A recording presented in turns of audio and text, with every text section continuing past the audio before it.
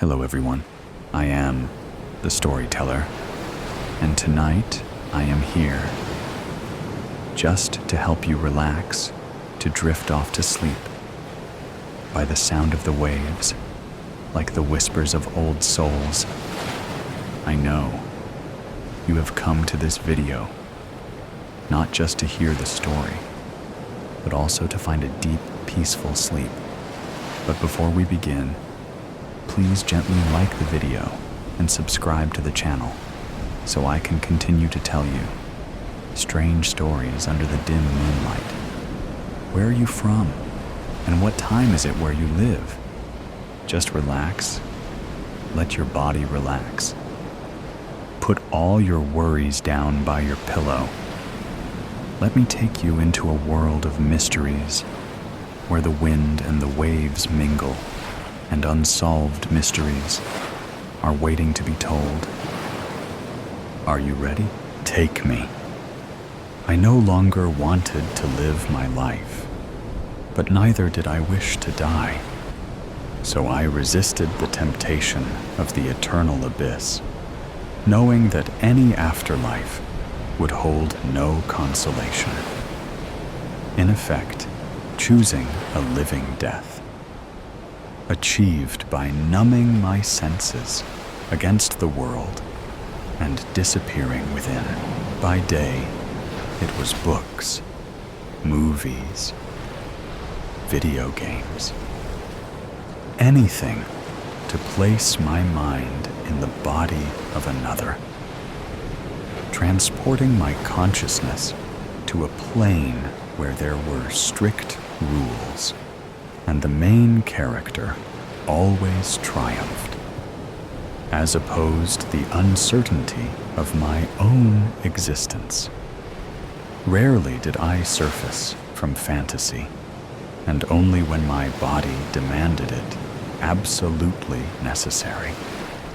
The sun never graced my flesh, and the air of my sealed chamber weighed heavy with my own musk. I was a fully grown woman, living as a teenage boy, and I didn't care.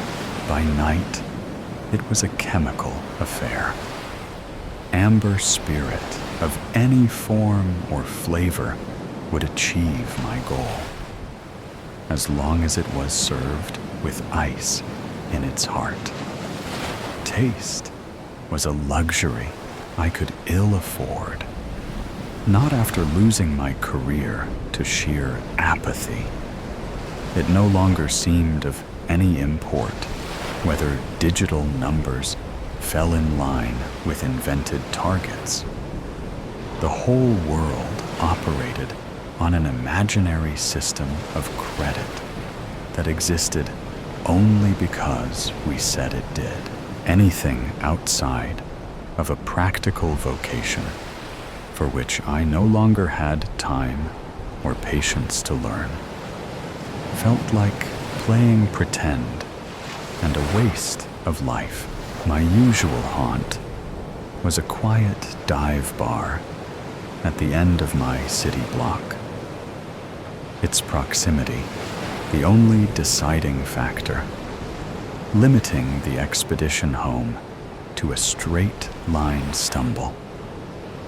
That night, I spent as any other, nursing a tumbler and examining the slow melt of the frozen shards it protected. Time for one last round, sweetheart?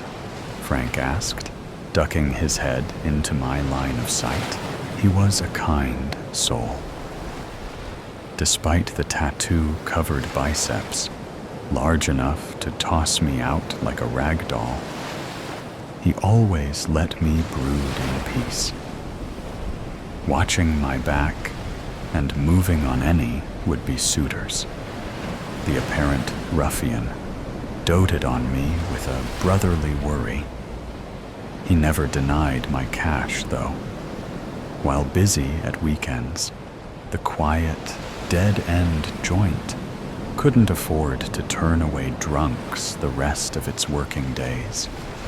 I felt at times to be single-handedly paying the poor guy's wage. Always, I answered, offering up my low-tide glass and a half-hearted smile. As he poured, I glanced across the room. There were a few men in suits, clearly avoiding their homes and wives. A couple of tourists just looking for a warm place to rest, and a scattering of solitary older women. They, like me, I assumed, had nowhere else to go, no one to return to, and nothing to live for, aside from the never-ending goal of forgetting. I'd had it all. Not so long ago, I had been lucky enough to know love and comfort. However, my good fortune was stolen away by one solitary word, printed in black ink on a medical chart. That word had ripped my future away and burned it to ash for good measure, leaving me here in my perpetual endeavor to avoid my own existence. Holed up at the corner booth, he was there. As always, my constant, silent drinking buddy. Every night, he arrived like clockwork in a pressed black shirt and pants with shining black boots. His midnight wardrobe offset only by the pale ivory of his skin and the crimson of his lips. Ordering a single jar of bourbon, which would never grace his tongue, there he stoically remained, silently surveying the room. I had never even seen him rise to use the bathroom. How he managed to leave several times a week with a different conquest on his arm, I had no idea. Girl or guy, it didn't seem to matter to him. They just flocked to his side, like magnets being drawn together. With only a look, he seemed to seduce a target with an hour or less of minimal effort. He then escorted them out the door for what I only assumed to be a night of intense pleasure. He was certainly handsome in a clean-cut way, but he had never directed his gaze at me or any of the other regulars. It was always the passing through that succumbed. Alaric was his name, according to Frank. In spite of his blatant philandering, I couldn't help but imagine he treated his prey with more humanity that I had been dealt by the man I once loved. That cursed filth had proclaimed to love me. The putrid liar had promised me protection. The venomous snake had abandoned me at my most vulnerable. One word was all it took to break our bond, shatter his oath completely. One printed word, voiced in clinical monotone under fluorescent lights. The word that tore my future to shreds and sent my beloved in search of a more suitable mate, infertile. I had been told I was still grieving, and knew it to be true. My depression, spiced with anger, told a traditional tale. What I considered a lie was that it would end in an accepted peace. How could it, when my natural immortality had been ripped away? Any harmony I would have found in life would have risen from knowing my memory, and soul would have persisted through the generations that came after me. Anecdotes told of my character to grandchildren and onward, keeping me alive in thought, my name on a branch of an ever-expanding tree. Instead, there would be no furthering of my story. It would end when I did. So why not just get it over with? Any experiences gained would be lost to time anyway. So why bother? Why expend all that energy on impermanence? I should have just ended the torment that day, when my forehead had been stamped with pointless. There were only 2 reasons I held back from instigating the end. One was the fear that any afterlife would be purposed with watching over loved ones, for which I had none. So it would tally that I would be no better off than I was now. The other was Alaric, and the solution I had begun to suspect he could offer me.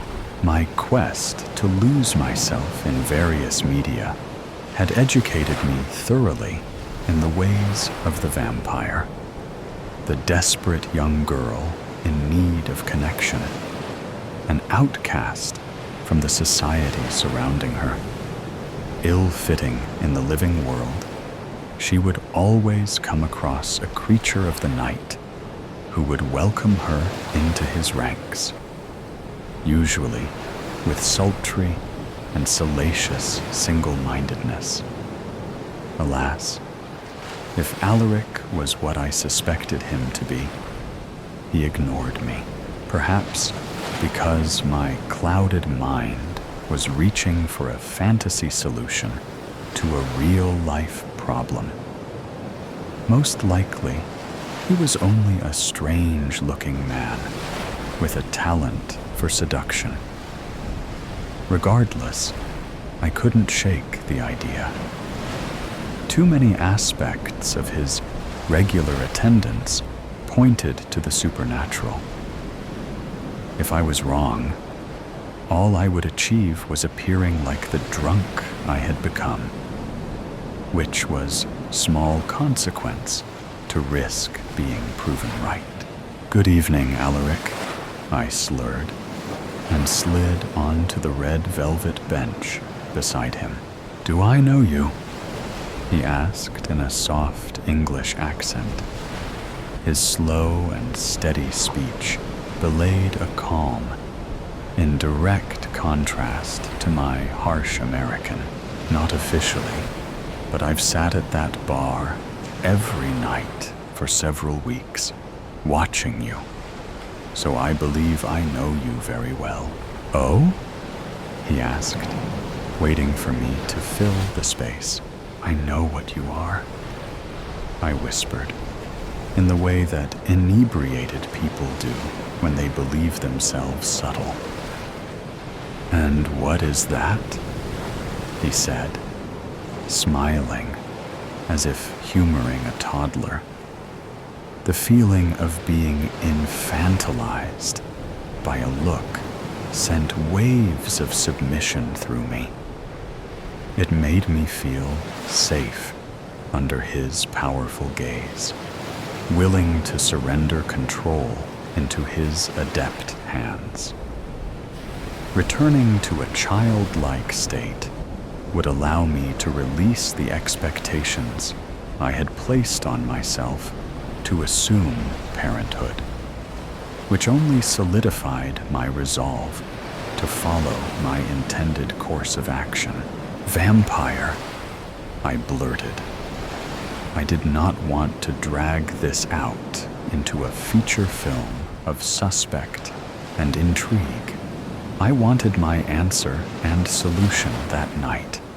The sooner, the better. His reaction was as expected. A hearty laugh, but one that did not convince his eyes that my accusation was truly funny. "Does such a thing exist?" he asked of me. I did not believe so, until I happened upon you. I see you taking victims, always transients, who never return. You never drink, never eat, never use the bathroom. You are pale, intense, clothed in black, and I have only ever seen you at night. Perhaps I am simply peculiar, he offered. Perhaps. I nodded. I think it worth looking the fool to discover the truth. He responded, never breaking his eye contact. His intense stare examining every facet of me via the portal of my irises. It felt as though he flayed me from the outside until his scrutiny fell upon my vulnerable soul. I now understood how he seduced so many, so quickly. I wish you to turn me, I said, interrupting his gaze before I fell completely at his feet. My life has lost all meaning with the living, and I would greet death but for the fear of further loneliness. I see a single solution for one who would not live, but does not wish to die. So please, take me with you into immortality. Follow me, he said, and rose, striding to the doors, without looking back to see if I followed. He must have been as certain as I was that I would. Ignoring a disapproving look from Frank, I made my way across the room to the exit. I pursued my immediate master out of the bar and through dark alleys that all smelled of refuse and rats. Stumbling to remain on his heels, I signaled my deference like a dog called to attend. He stopped suddenly, turning and reaching a strong arm around my waist, and in one motion, pressing me against the scorched wall of a building. Dumpsters, boxes, and crates now blocked my view of anything but him. You would submit to your impulse? He asked, his lips pressed to my ear and his hand against my chest, pinning me in place against the cold bricks. I could feel his heavy breaths quickening in lust, his hand quivering where it rested between my breasts. Whether it was from desire for my blood or body, I still did not know. The chance of stretching my living death into infinity was worth giving him either. You would succumb to my will? He asked again. Break from this life and join me in whatever comes next? Yes! I screamed in ecstasy, feeling excitement and promise for the first time since that word had plunged me into darkness. Take me, please. Take me away from this temporary world. Sudden pain and cold followed. His dead cheeks pressing against my neck and his teeth puncturing my jugular. My warm blood mixed with his icy touch, like boiling soup spilt on a snowy mountain. I closed my eyes and writhed in anticipation of the immortality I sought. Eventually, he pulled back. The world swam and swirled as my head felt as but a feather. I saw his chin stained brown with my dried blood. How long had I given myself to this creature? The low light of the alley weighed down on my senses. The rotten smell of the trash bags assaulted, and without his hard body pressed against mine, I felt exposed. Will it happen now? I managed to mutter through the disorientation, my eyes rolling and unable to focus on his beautiful face. Will you die?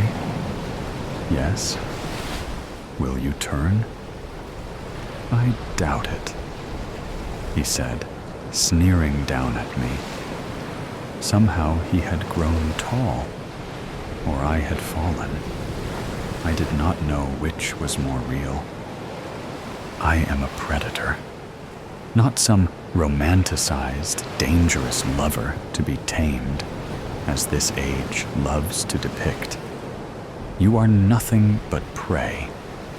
I have no desire to intentionally turn game, as I am sure you would not share your bed with a cow. He spun on his heels and stalked into the night.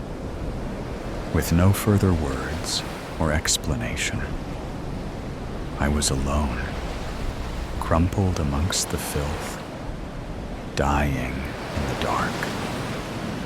I had not the energy to fear, only regret the trust I had placed in a monster I had not understood.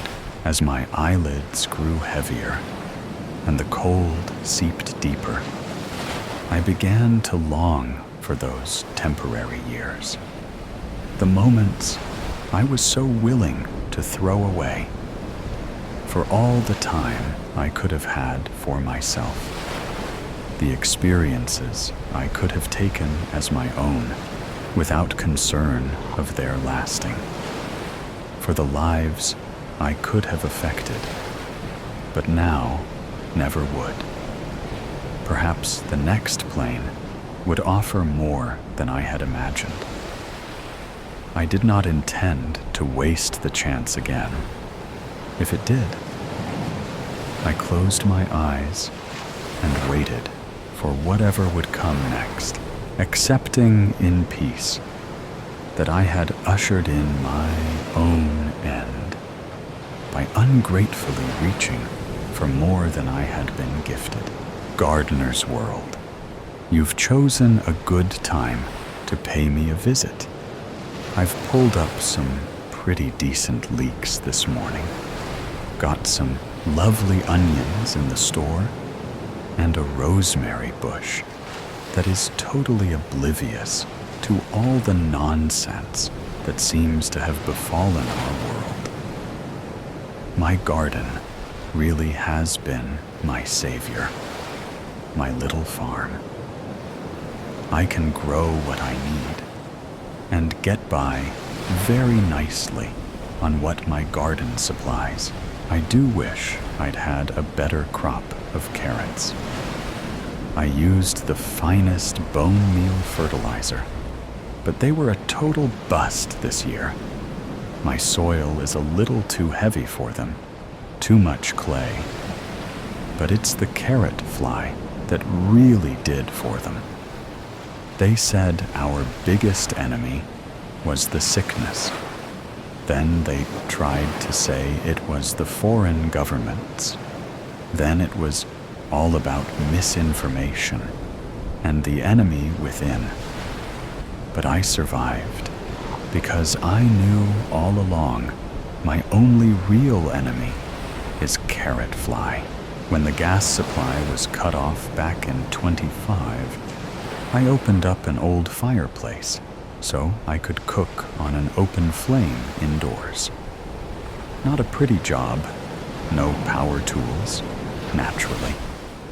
So, me and Axe had to do most of the heavy work, hacking out the wall they'd used to gag the old hearth. I like it though.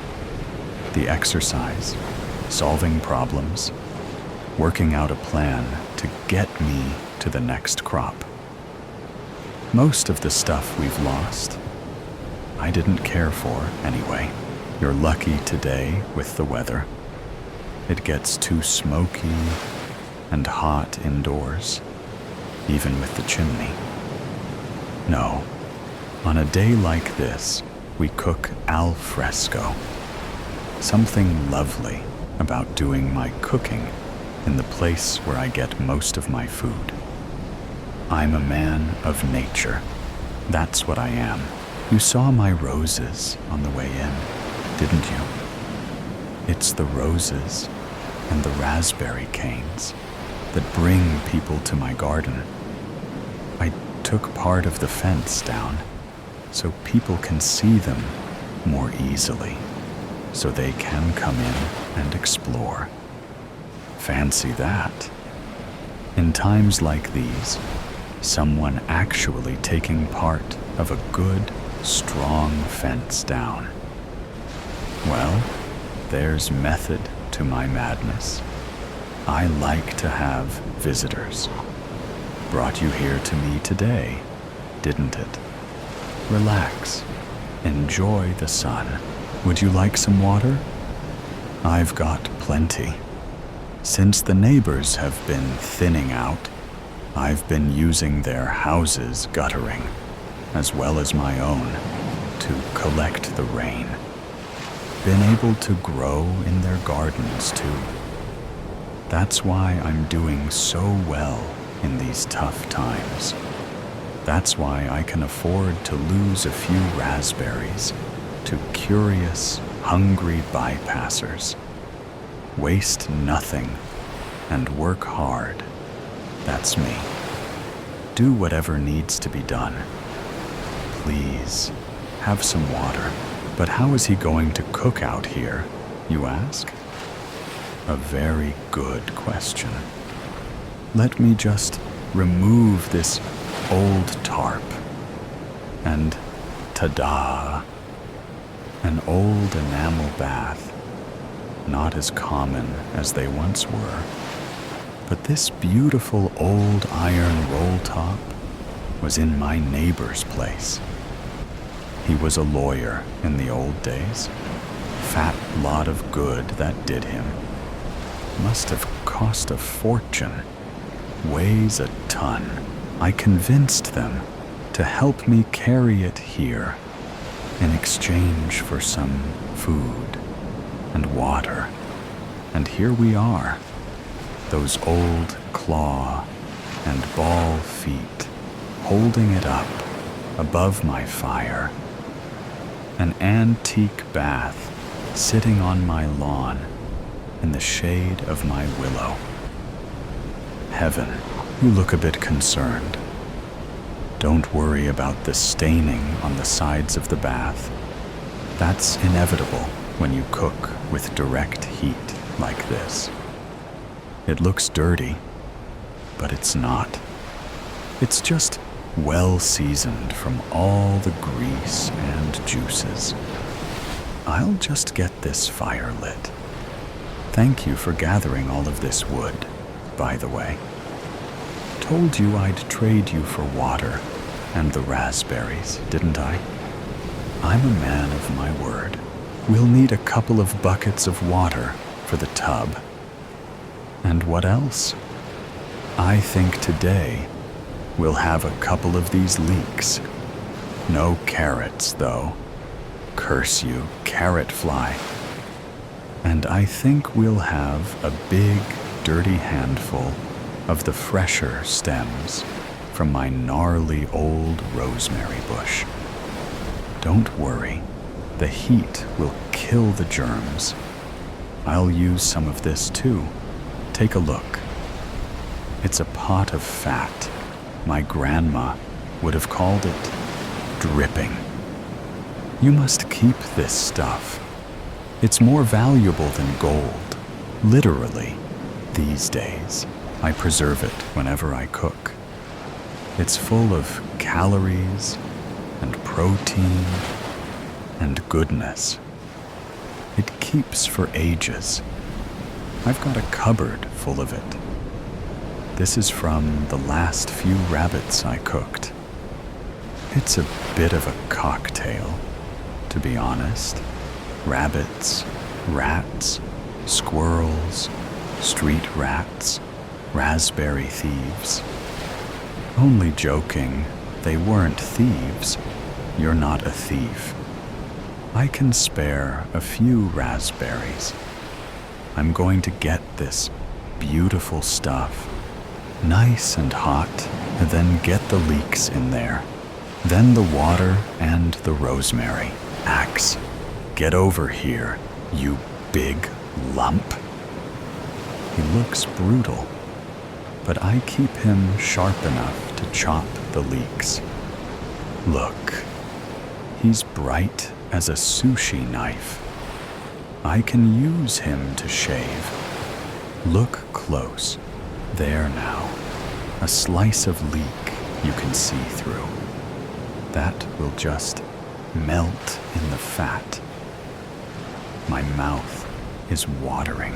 Did you hear that? I love that sound, that sizzle. The popping twigs under the bath. The first chunk of leek sliding around in there, in all that greasy goodness, hissing and cackling. The sun weeping through the old willow. No more horrible planes overhead. No traffic. No more reports about all the doom and gloom. No more sirens. Just a sizzle and a pop, and the waft of home cooking on the late summer breeze. Potatoes. How could I forget potatoes? I sometimes think I'm losing my mind. Not many of this year's crop left, but this is the best way to use them. They add body. Oh, that was unintentional, sorry. Please don't be upset. Poor taste has no place in my garden. Well, I must say, it's been nice to have someone to talk to, other than Axe. It has been a while. The raspberries will be dying off soon, and the roses won't last for much longer after that. I suspect I'll be getting fewer visitors. But never mind. I'm going to have plenty of provisions to keep me strong over the winter. And there's still blackberries out, so you never know. I'll be fine in the house, sleeping in the cellar with Axe. Anyway, looks like we've got a rolling boil going here. So sorry, but it's bath time, forever haunted. I know. I have to run, get away, but as yet, haven't the courage. I am in the corner, huddled, naked. I'm more colorful than any clothes I could wear. I'm red, black, purple, and blue. Battered and bruised, my crime inquiring about his whereabouts. Together for 6 years now, our beautiful son asleep upstairs, and I'm not entitled, according to him, to ask him anything. I am not and never will be the boss of him. I'm replaying my actions and conversation over and over again. He's never raised his hand to me before. Verbal abuse, yes. Threats, yes. But never until now, connection physically. I realize this didn't just spring up out of nowhere. For weeks now, it's been building money worries, new baby, never having lived together before. He can't handle it. He can't even handle the thought of being a dad. He acts as if he hates him. I believe he's jealous of him. Maybe it's just a one-off, I tell myself.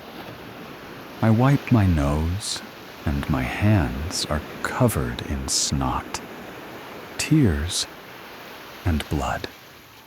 I have to get up. I have got a baby to look after. He can't see me like this. I need to shower. I can wash away the blood, but never will I be able to wash away the shock and fear I felt. He hasn't gone near me since the birth, and last night, with the first punch, his erection appeared. It grew the more he hit me. The names he called me, the force he used. I can't tell my parents. They didn't want me to move in with him in the first place. I'm 19. I had told them. An adult and a new mom with a fella that adores me. I'll be fine. How can I now go back and tell them they were right?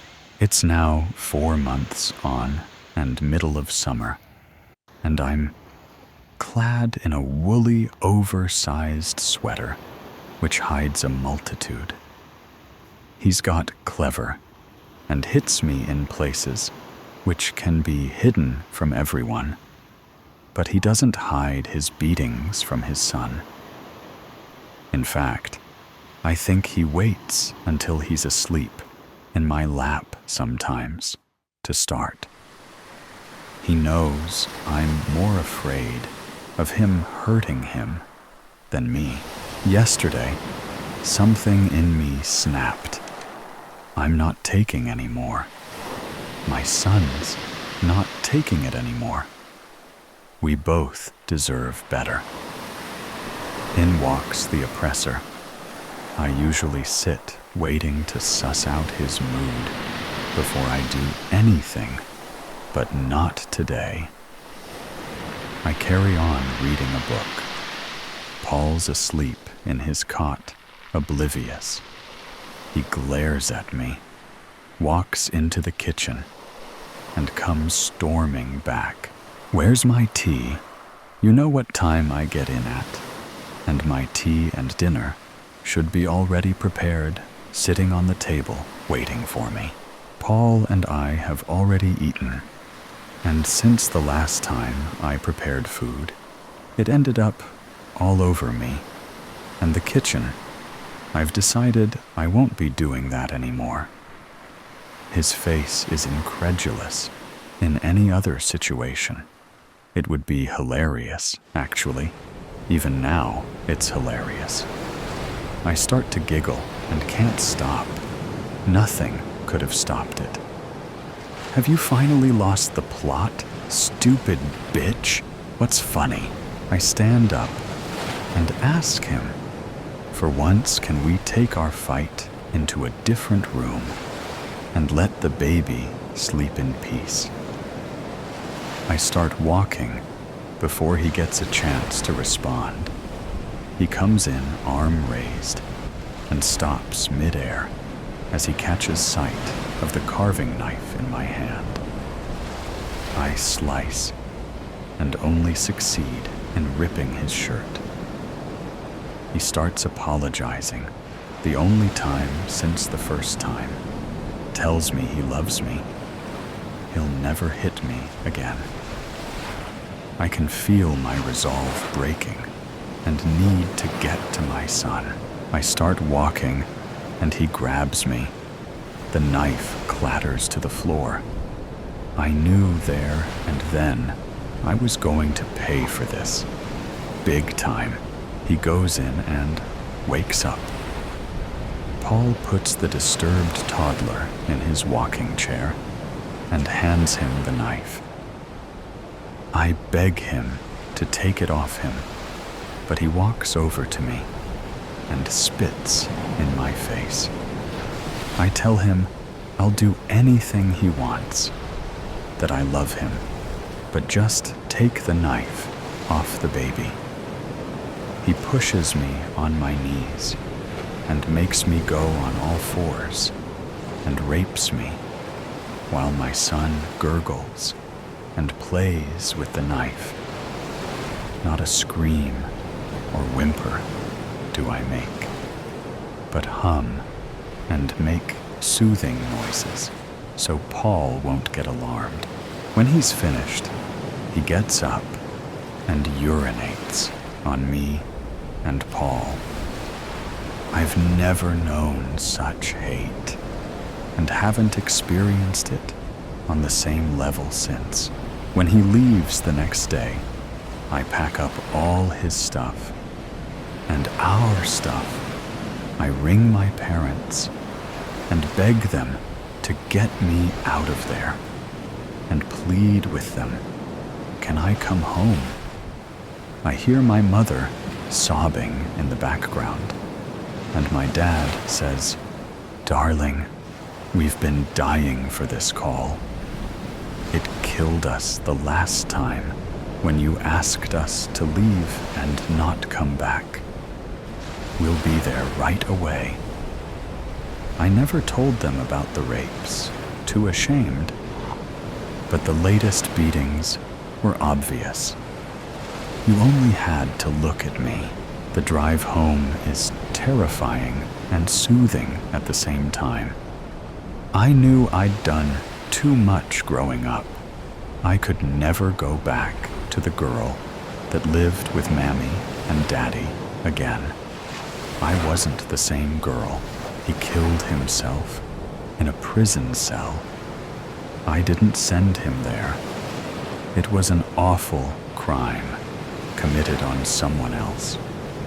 It was a twisted relief, knowing Paul would never have to see him, and a twisted sadness because he'd been my first love. And for a long time, I adored him. Time and life move on. Scars heal. Hope returns. But your past is always your past, and a part of me will be haunted forever. Stay quiet, friend. Lila sank into the couch, the flickering glow of the TV screen illuminating the shadows that loomed the darkened room. She had chosen a silly rom-com, hoping to distract herself. But the air felt thick, almost suffocating.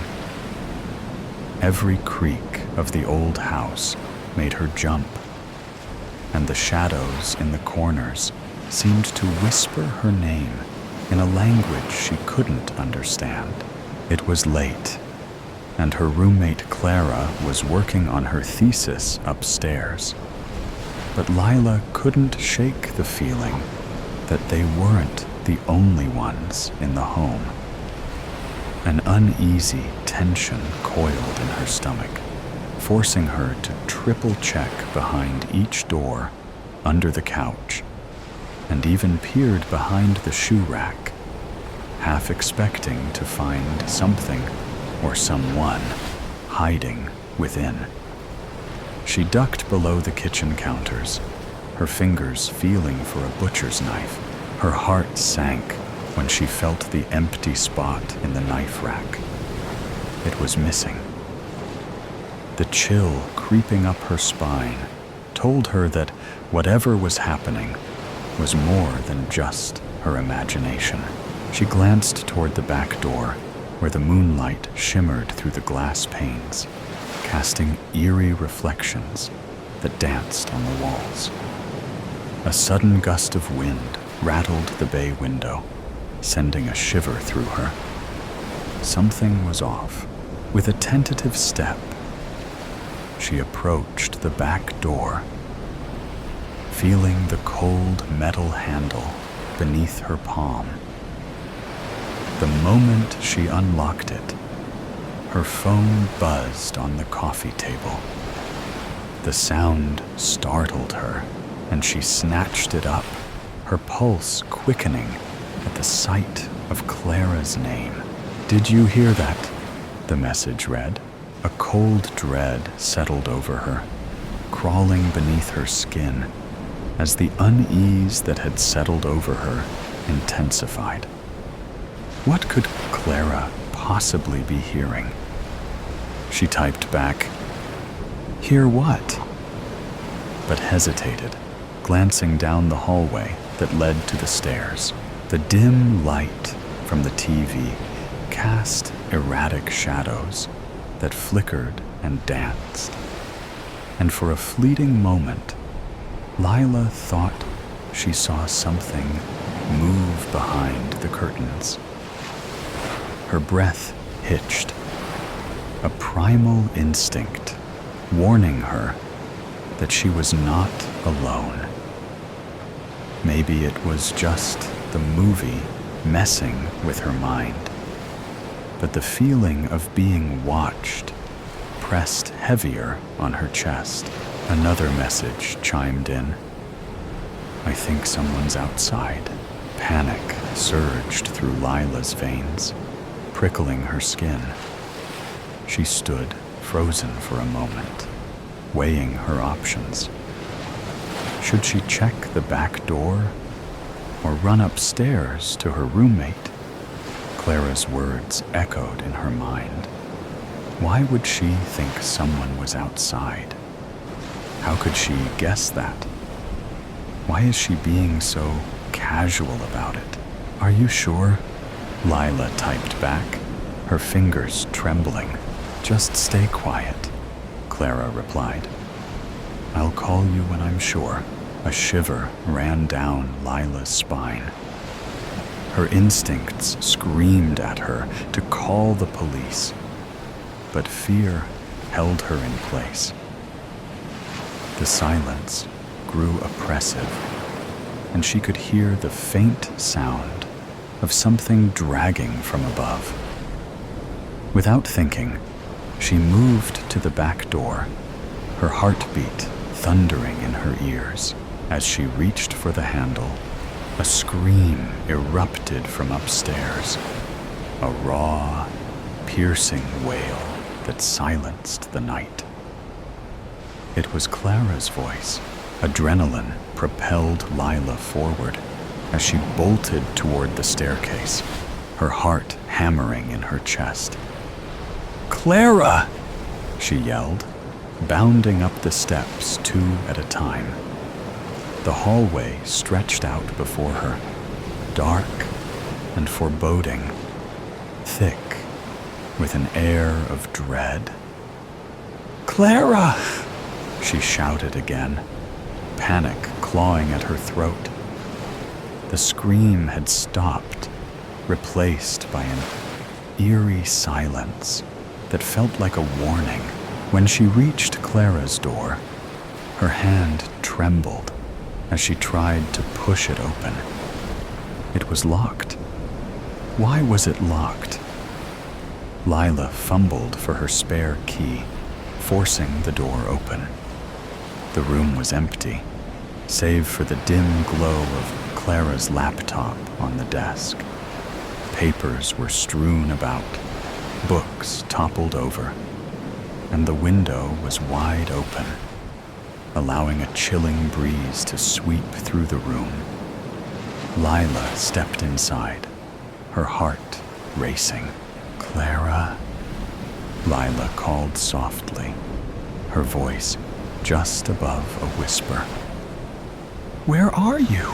Suddenly, she heard a soft rustling from the bathroom.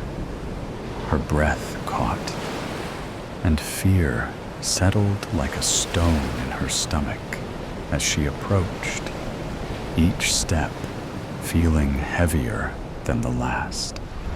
She reached for the door, her mind racing with images of Clara being attacked.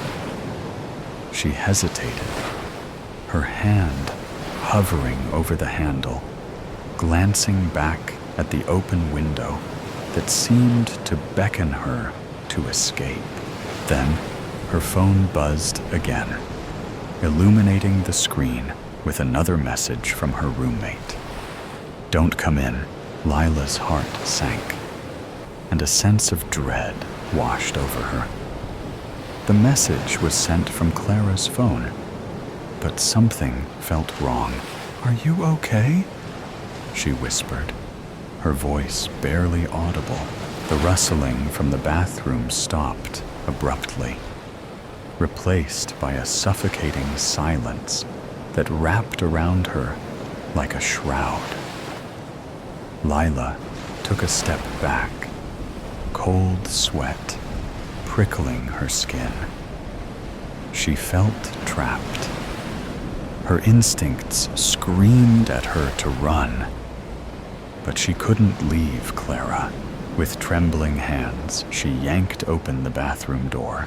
Clara stood there, her eyes widened and wild, blood staining her nightgown, the crimson liquid soaking into her hair like a macabre halo.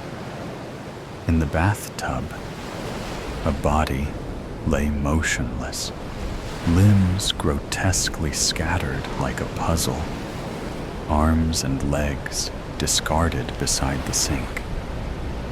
The young woman's lifeless eyes stared vacantly at the ceiling, unseeing.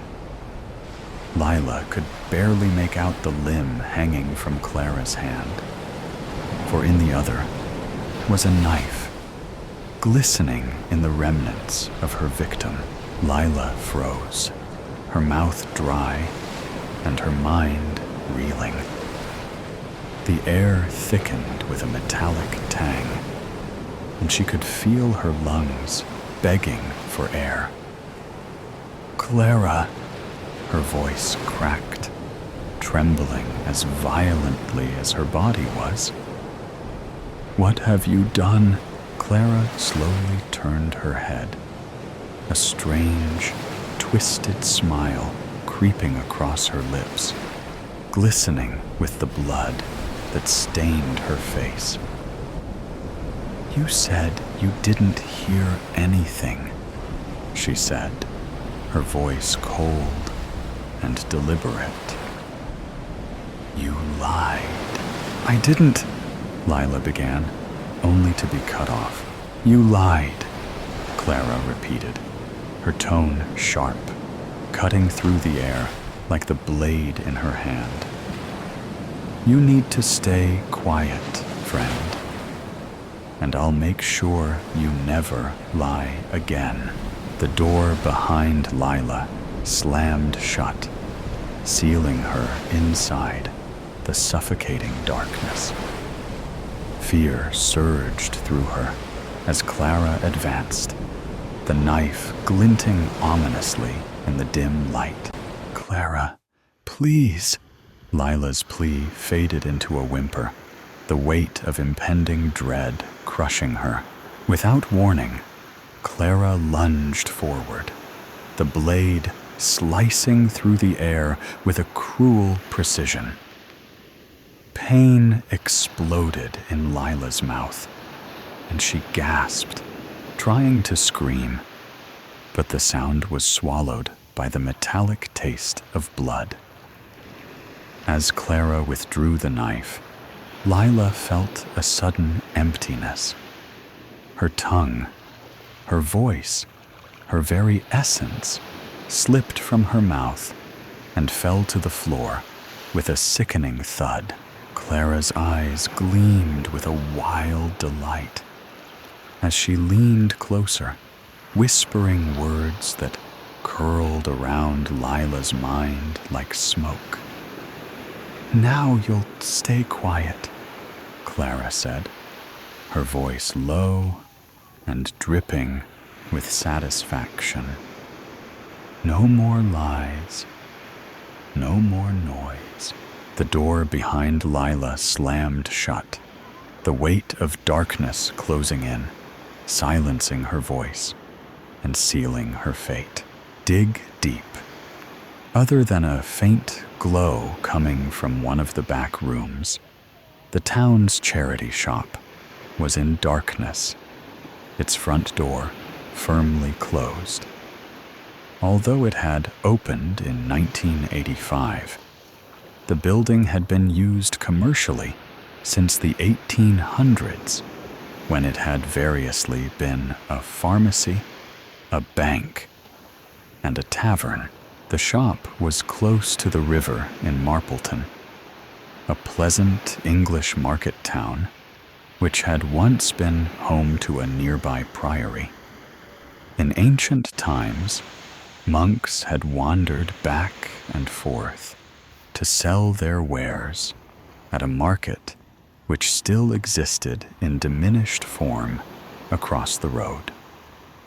Regulars were now peering through the shop window, but the main lights stayed off. A few of the shop's helpers were huddled in the back room. Patrick, the treasurer, had collected the spare keys from the greengrocer to let them in. The gatherers were addressing one topic, namely, why their long-serving manager, Rhea, had failed to open up the day before. "I just can't understand it," Ivy, one of the shop's founding members, said. "I've never known her not to turn up, unless she's on holiday.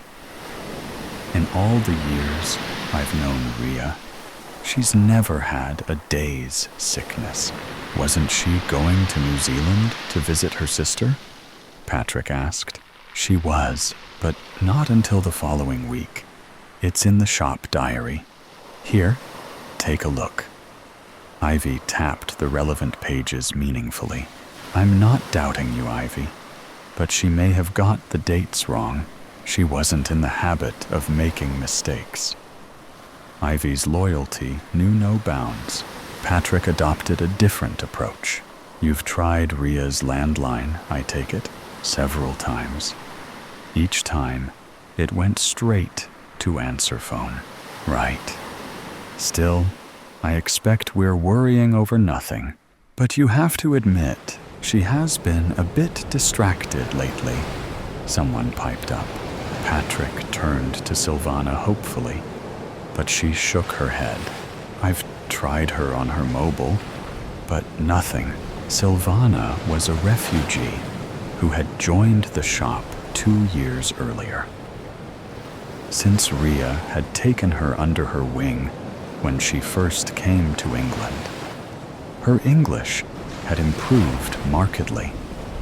Silvana had been on the verge of admitting her true feelings for Rhea. Reality had crushed the likelihood of her returning to her homeland anytime soon, and been replaced by something entirely unexpected. An overwhelming love for another human being. Silvana's great wish was to know whether that love was returned. Rhea clearly liked her, but was it worth risking their friendship for more? The path to such an admission seemed littered with obstacles. Now, the mystery of Rhea's whereabouts could be added to an already growing list.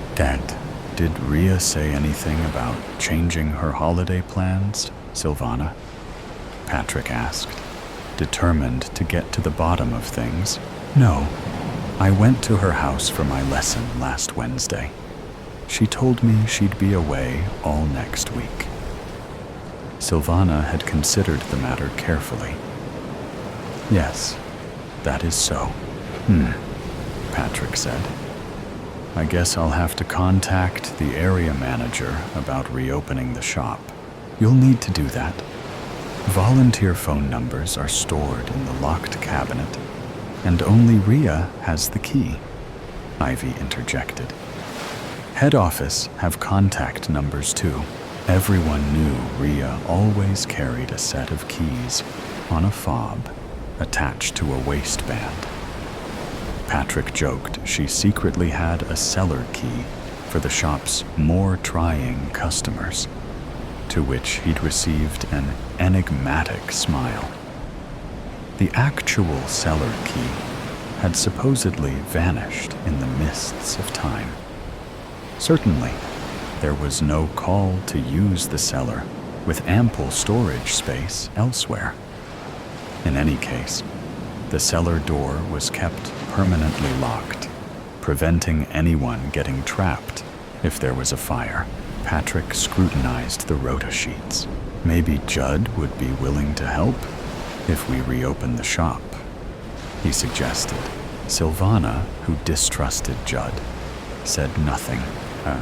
3 months earlier, dressed in black jeans and hoodie, and trailed by a mournful cocker spaniel, Judd had shown up to inquire about volunteering.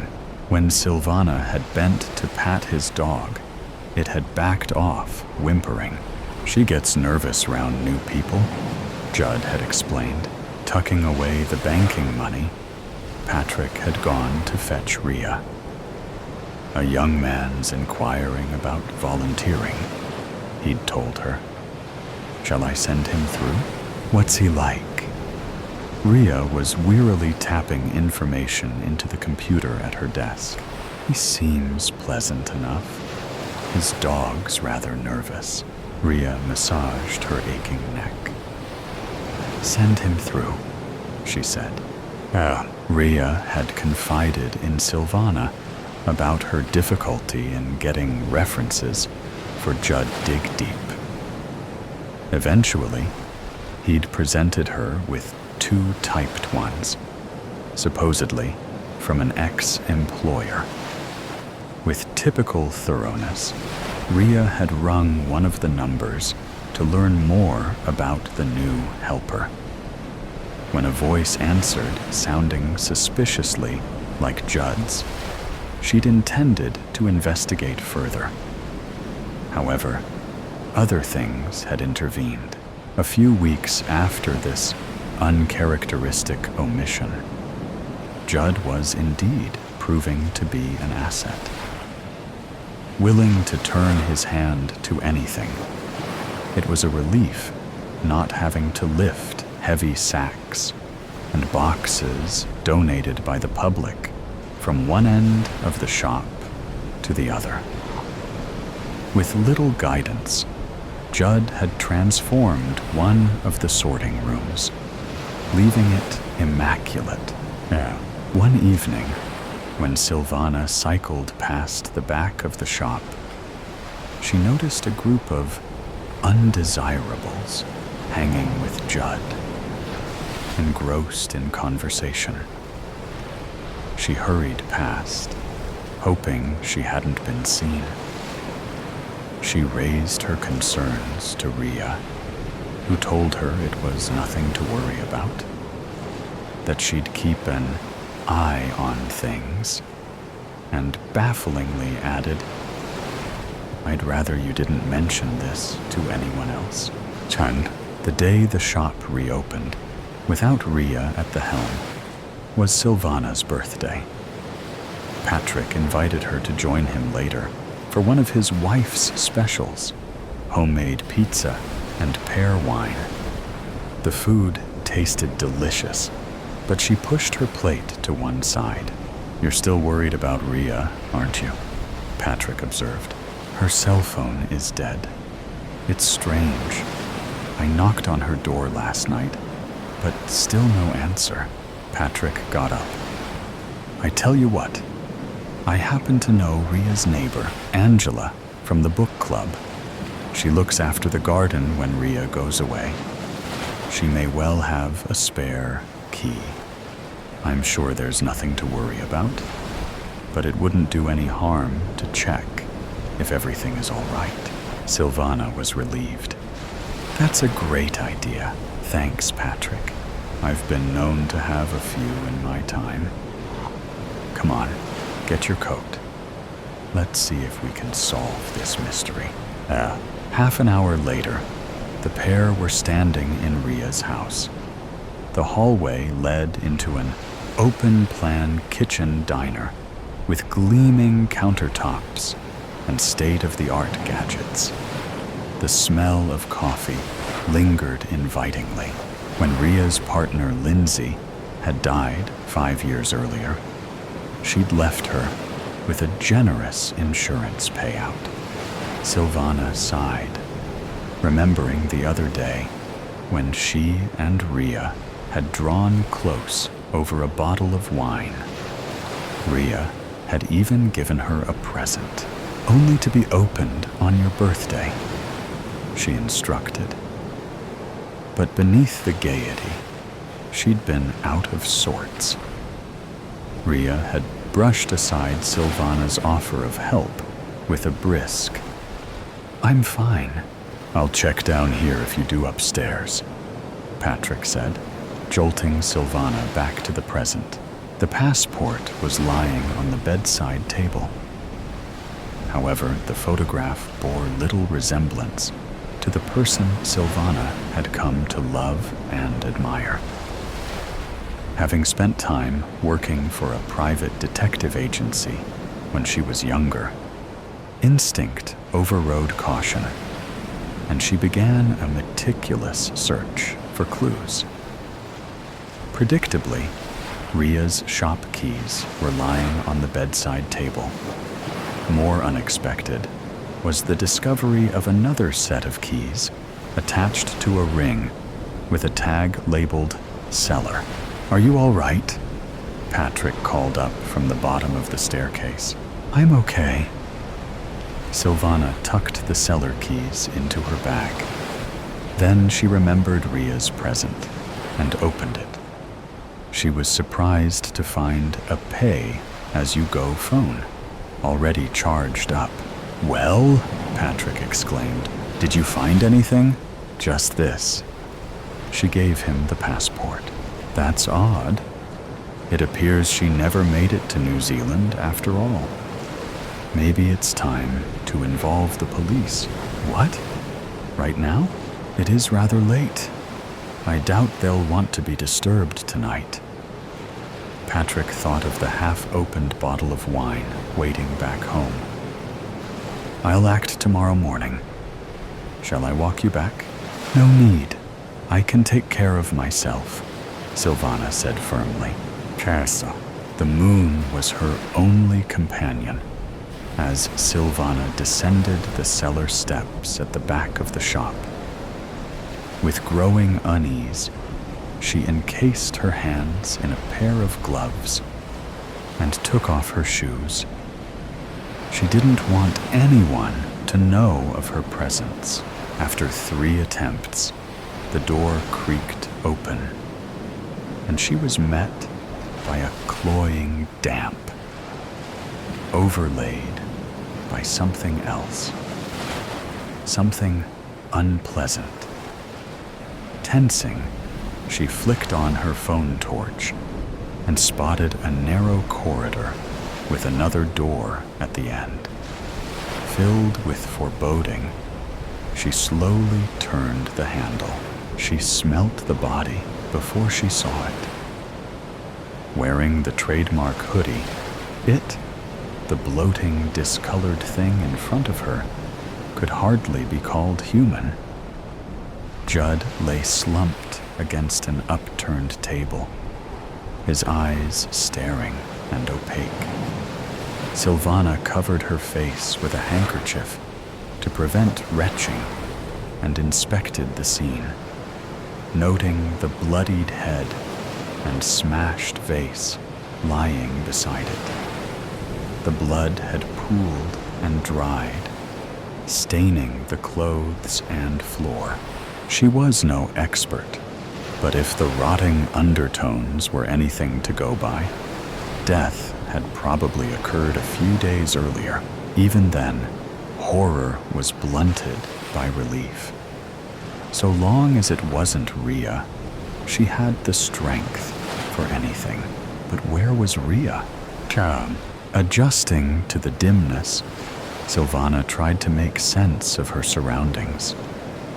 Some crudely constructed shelves, filled with storage tubs and packets, lay stacked against one of the walls. The place was obviously some kind of drugs den. Could Judd's death have been the result of a disagreement with other gang members? Silvana's stomach lurched. What if they turned up? and found her. She'd only just locked the cellar door and picked up her shoes when she heard voices on the driveway. Somehow, she managed to scramble behind one of the bins underneath the fire escape. Hardly daring to breathe, she waited until the scuffling feet passed, and the gang disappeared down the cellar steps. Then, she bolted into the night as fast as her trembling legs would carry her. She would decide what to do when she got home. So, halfway across the town's park, muffled ringtones came from her bag. "Silvana?" The voice was clear as day at the other end of the line. "Ria, is it really you? Thank God. Are you all right? Where are you calling from? Talk to me. If I tell you, you must keep it to yourself," Ria said urgently. "Of course. By the way, I have your keys." "The shop keys? The cellar keys? Long story. I have just been down there. I found him. Judd. Dead. It was horrible." Silvana began to laugh hysterically as the shock kicked in. "You went into the cellar?" Ria repeated. "Why? I needed to know if you were all right. I was so afraid. I was going to find you, not him.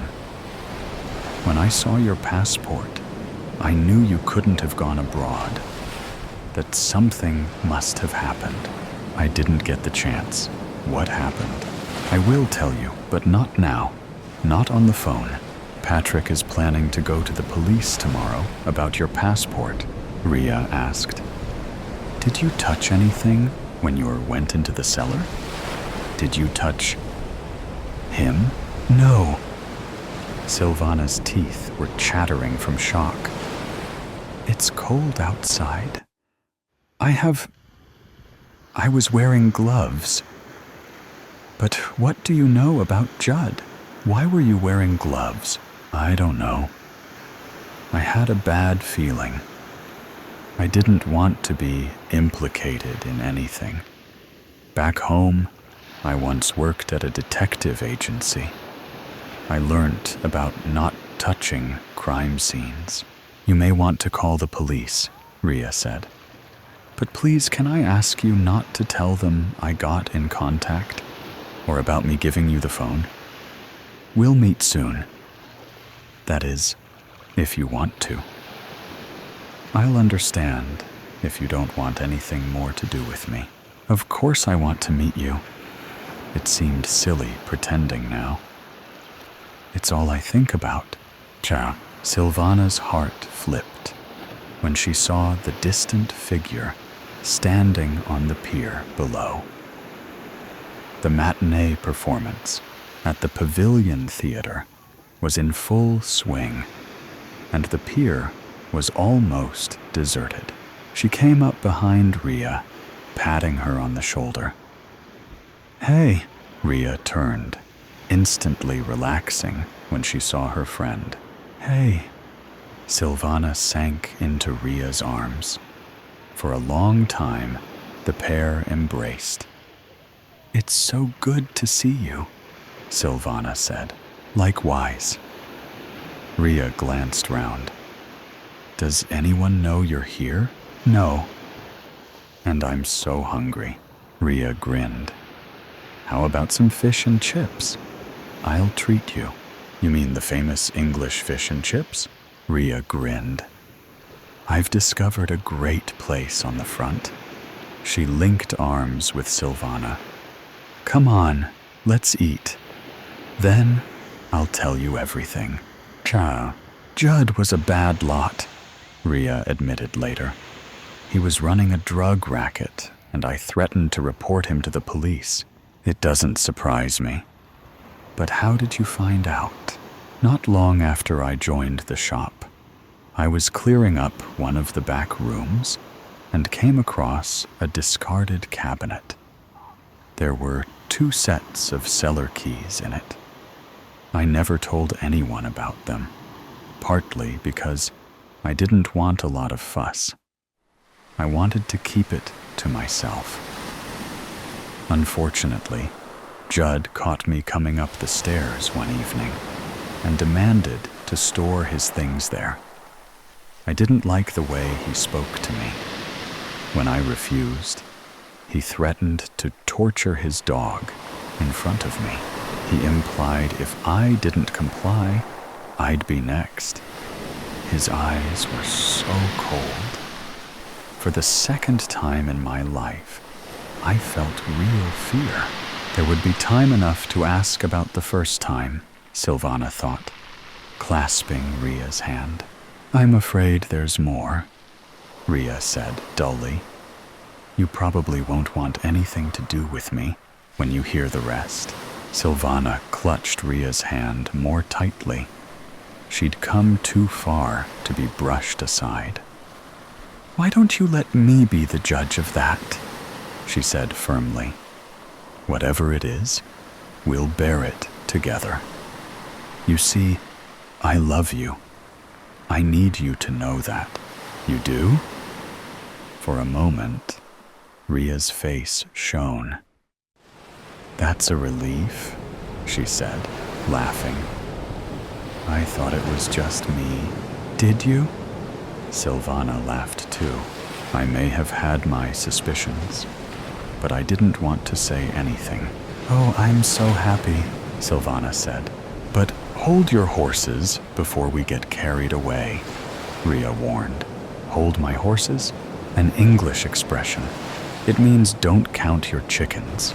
Count my chickens? Silvana, my love, let me finish my story before you say anything. Okay, sorry. Silvana nibbled a stray chip. Ria was smiling in spite of everything. In the end, I couldn't stand being held to ransom by a bully like Judd. A few days ago, I foolishly decided to confront him in the cellar. He went to grab a knife from the table. There was an old jar on one of the shelves, and as he turned, I smashed it over his head. She shuddered. I couldn't tell you all this, but I made sure you had the phone before I left. I hoped you'd stay in touch. The day after, I headed here. Not wanting to be traced, I paid for everything with cash. But surely the police will realize you only acted in self-defense, Silvana insisted. Perhaps I should have gone to them straight away, but I couldn't face it. Ria's hesitation was palpable, especially considering what? In spite of the warmth between them, Silvana felt a sudden chill, like someone walking over a grave. What aren't you telling me? Ria's voice broke. I'm terminally ill. At best, I only have months to live. At worst, it will be weeks. I have all the medication I need. I just want to spend my last days in a place with happy memories. I can't believe it. But Silvana knew Ria was speaking the truth. She tried to disguise her anguish. How long have you known? She whispered. I only found out for certain the day before Judd threatened me in the cellar. Maybe I wasn't thinking straight. I should have told the police everything long before, but by then, I was in too deep.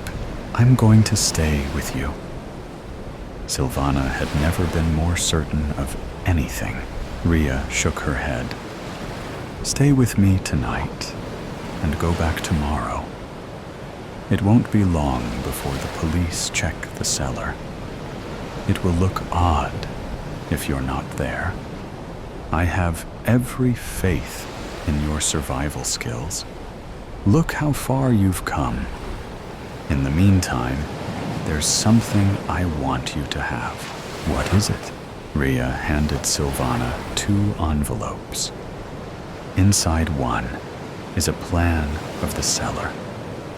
After years of searching, I think I may have finally uncovered the sealed entrance to a tunnel leading to the old priory. My father was a historian and suspected there might be one near the shop. The other is a copy of my will. It's my final and dearest wish to make your life better when I've gone.